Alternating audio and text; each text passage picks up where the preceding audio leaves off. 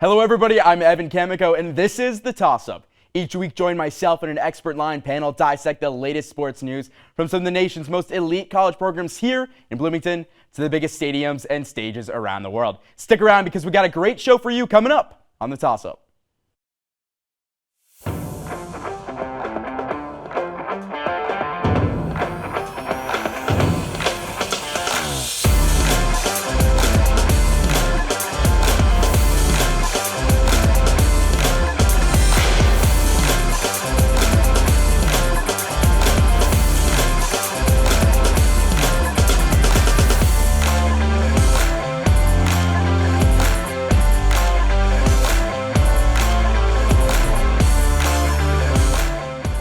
A year ago, Indiana wrestling was 3-8. So far this season, they're 6-2, a huge change. One big year of growth under IU wrestling alum and current head coach Angel Escobedo.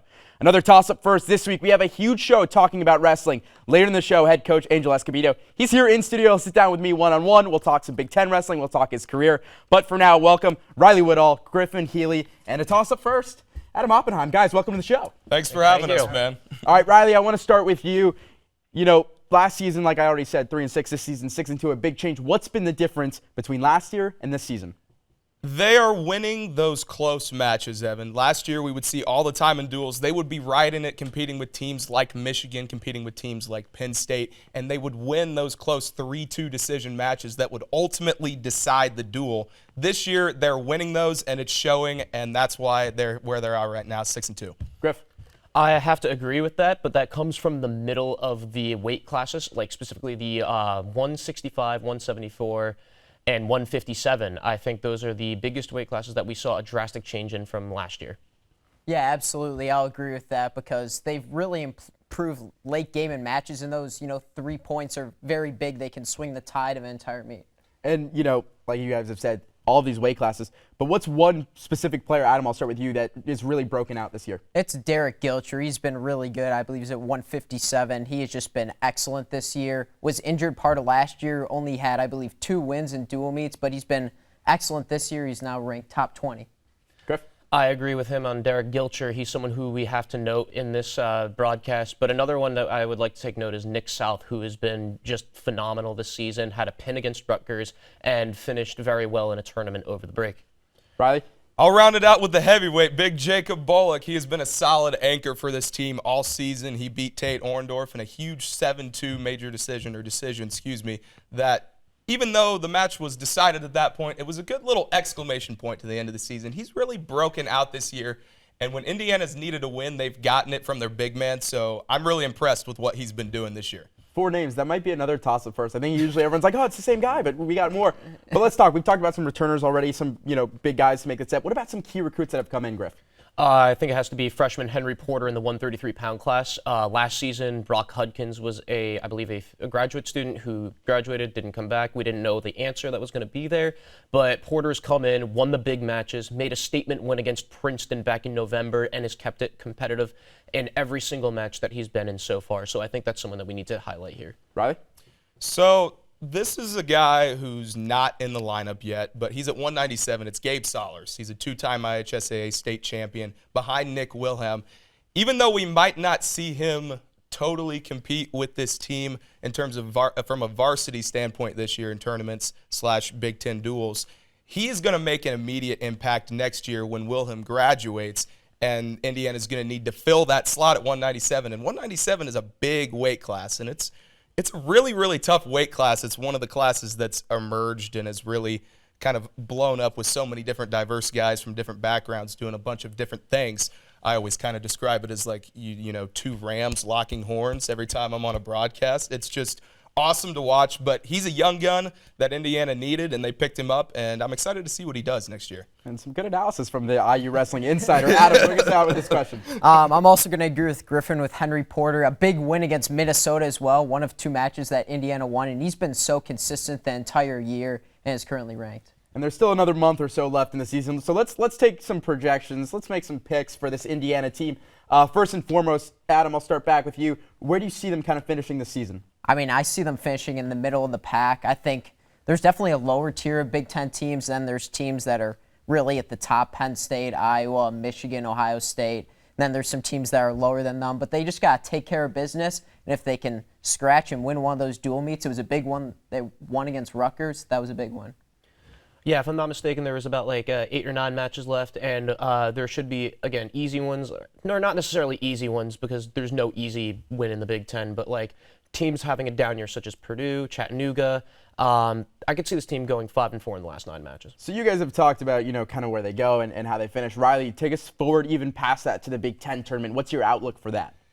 Yeah, the way that I see them shaping out now, I could see them finishing kind of middle of the pack, maybe a 5, 6, or 7, somewhere in there. They have some really, really solid guys this year, and something that we haven't talked about yet is there's just something else about this team. There's just some kind of fire that separates them entirely from the identity that they had back last year.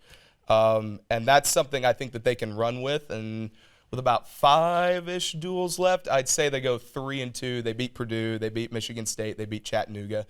And that Chattanooga meet is really going to carry them into the Big Ten tournament and really, really fire them up. But this team can do some damage, so they could prove me wrong and maybe finish up 3rd or 4th. We'll have to see.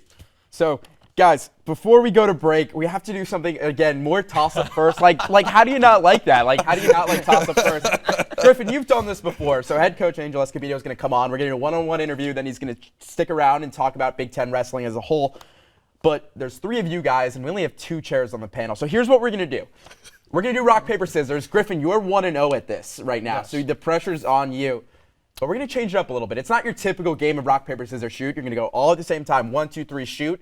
If 2 of you have the same, rock, paper, or scissor, whatever it ends with, you 2 are going to stay on the panel. Whoever doesn't, sorry, you're going to go. So, all right, we'll set the odds. I'm going to go, here we go. This is going to be tough. Money line, I think. We're not even going to do money line. We're just gonna, the odds for I think it's going to end with scissors. I'm going to go scissors plus 150. You can't. Nothing's a lock when there's 3 people. Scissors plus 150. You are 1-0 in setting up. Now all I'm telling you guys is don't do scissors because I just said scissors. Right. But who knows? All right, here we go. Gentlemen, we got to shake it up. Shake it up. Here we go. Right. Ready? Rock, paper. Wait, paper, scissors, shoot. Right? Yes, shoot. yeah, paper, I always scissors. say says, but we'll go shoot. Okay, Here we go. okay. Rock, paper, scissors, shoot. And it's rock. Adam is the odd man out. He had paper. Riley and Griffin, you're going to stick around. Adam, I'm sorry. This is the end of the road. We'll cue some walkout music too. Like I said, coming up after the break, head coach Angel Escobedo is in studio to sit down with me and then join our panel. You don't want to miss it. We'll be right back.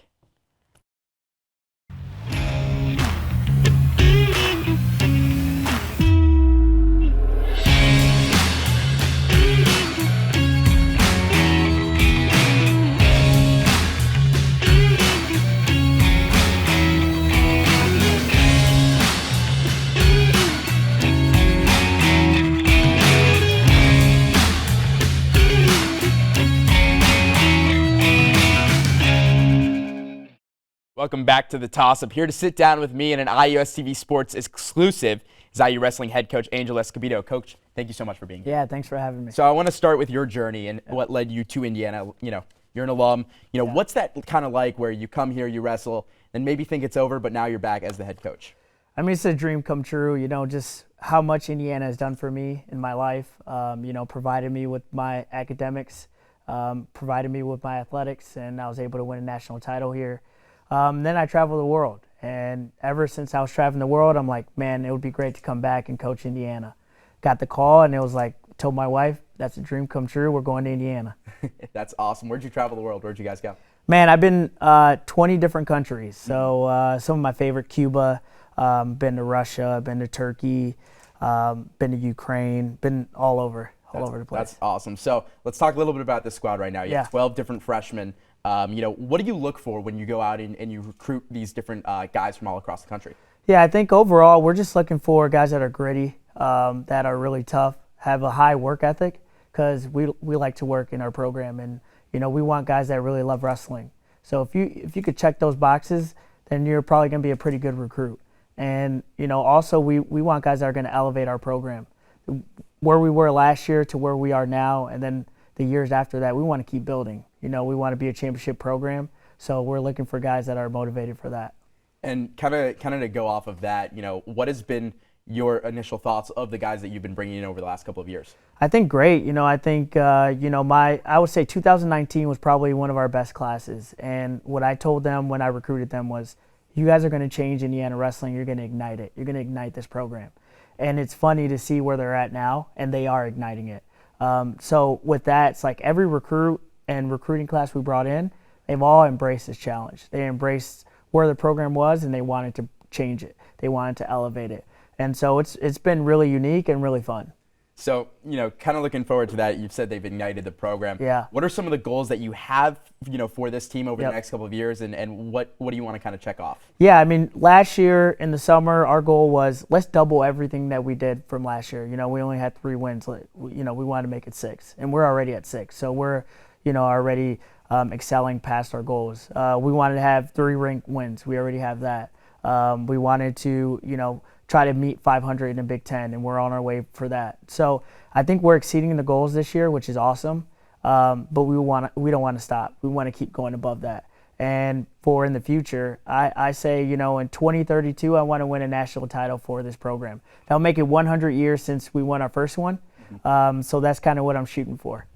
It might happen sooner, though. It might, yeah. I mean, the way things are going, why not, Yeah. right? And that's the thing. I think, we're just surprising ourselves, which is always great. But it's showing us that we can accomplish anything just with our mindset and, just having that passion. These guys are, they're just crushing it.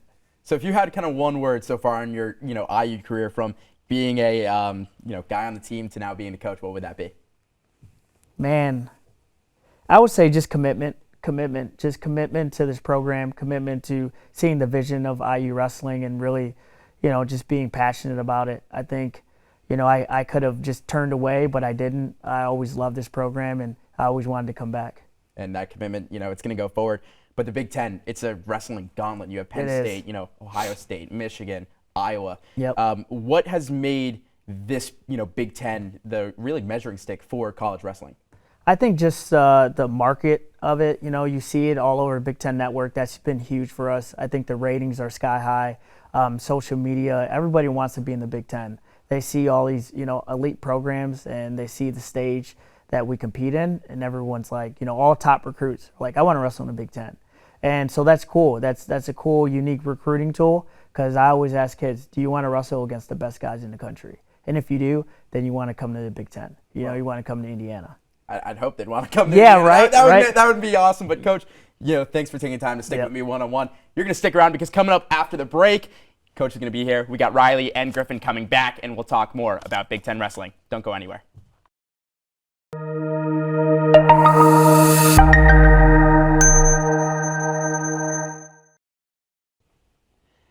Hey, welcome back to the toss-up. We got Indiana head coach Angel Escobedo still out with us. Griffin Healy, and that's IU wrestling insider Riley Woodall. Griff, I want to start with you. We're going to talk about the Big Ten as a whole.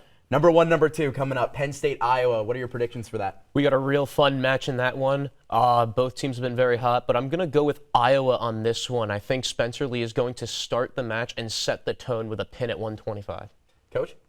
I'm going to go with Penn State. I think, they show up in big matches. They have been, and, I think it's at Rec Hall, or actually they're switching to Bryce Jordan. So it's going to be 16,000 people there. I think the fans are going to kind of ignite that stadium. Riley, I hear you whistling over there. Oh, nice little reaction right there. Well, I don't know. I'm torn between the two of them right now because it's such a fun dual meet every year, number 1 versus number 2. You never know with Big Ten wrestling. It could go one way, it could go the other way. I'll say Iowa gets the upset inside Rec Hall. Everything pretty much has to go their way. Spencer Lee has to pin first, and they need a couple decisions from their veterans at 141 and 149. All right, another top 25 matchup. Coach, I'll start with you. Illinois, Minnesota. Yeah, I'm going to go with Minnesota. I think Minnesota, just top to bottom, is just more complete team. I mean, Illinois is really tough. They, took Iowa all the way up to the line. It was a, one-match dual meet, but I think Minnesota might pull it out. Minnesota, Griff? I agree. I think it's going to be Minnesota. Even though they lost Gable Stevenson from the program last year, they just reloaded in a lot of the classes that they needed to work on, and I think they're just a more complete team than Illinois.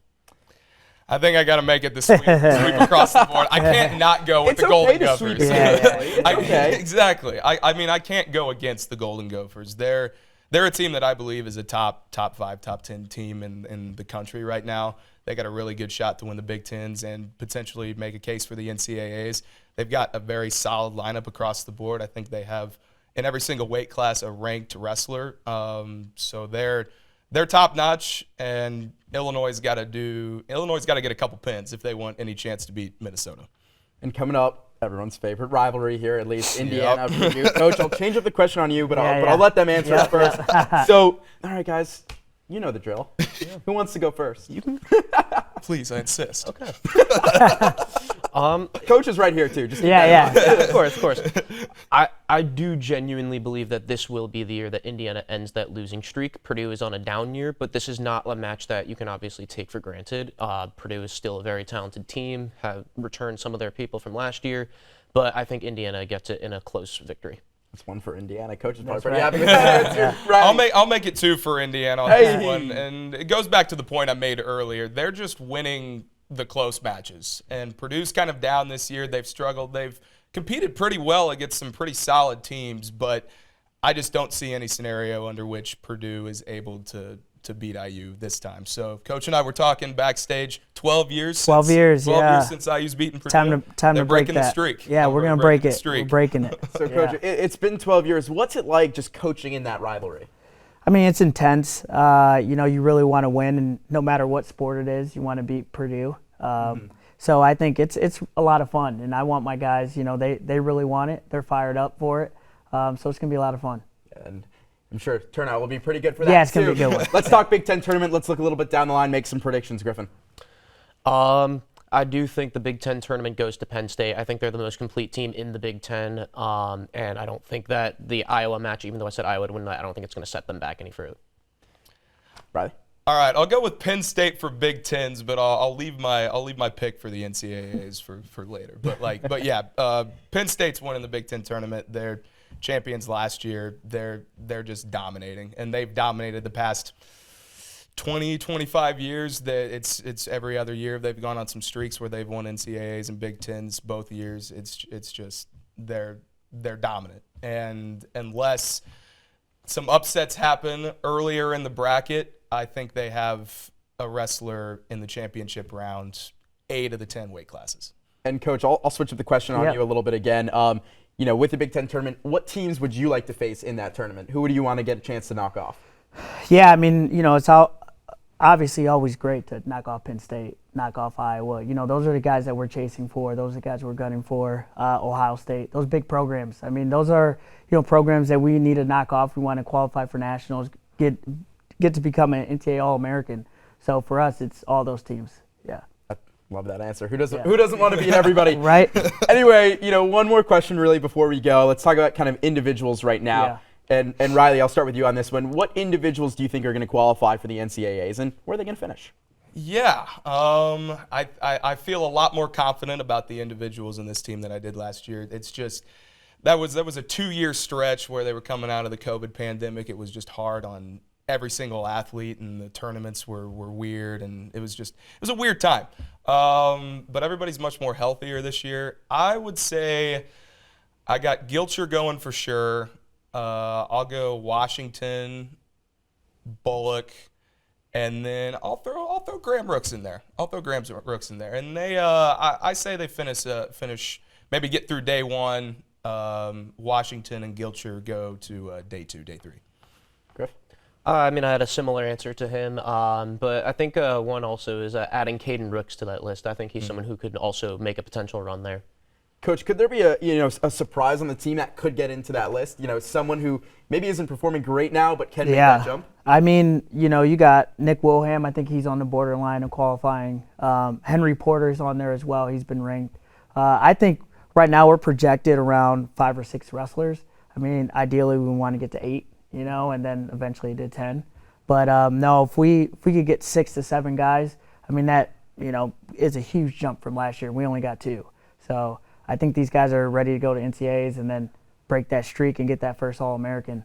And what's it like for you going there as their coach and having that experience? What was that kind of like last year? Yeah, it was great. I mean, I can speak to them about my experience as an athlete, as a wrestler in Indiana, how it was being All-American national champ, what's that mindset look like. what you need to, prepare and, how you need to prepare. So that's cool. That's cool to be able to speak on experience. All right, let's talk about national champs. Yeah, Who is going to be the national champion this year? Riley, I want to start with you. All right, so I said Penn State for Big Tens, but I'm going to say Iowa gets the national championship back this year. And I think just because it's a bigger tournament, it's a longer tournament, you got to get through more wrestlers to get to the championship round.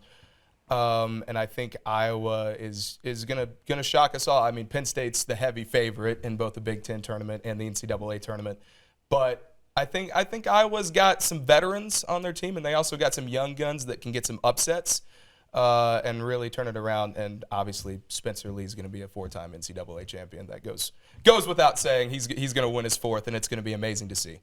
And Coach, I'll ask you kind of that same question. What are your thoughts about kind of the national championship and the atmosphere, as well as if you want to give us a prediction? Yeah. I mean, that's Yeah, on you. no, I think the NCAA tournament is probably one of the best sporting events that you can see. It's sold out every session for 3 days straight. We're up to 20,000 people for each session. The NCAA finals are just spectacular. They're on ESPN. It's the pinnacle of our sport pretty much. You got the Olympics, but college is just on a whole nother level as far as viewership and what people put around that tournament.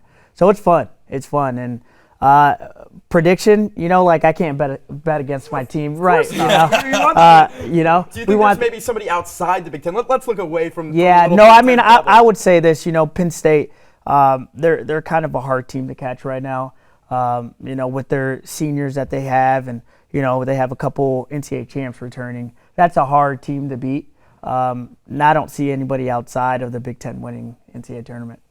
Griff, are you rocking Big Ten too, and who you got?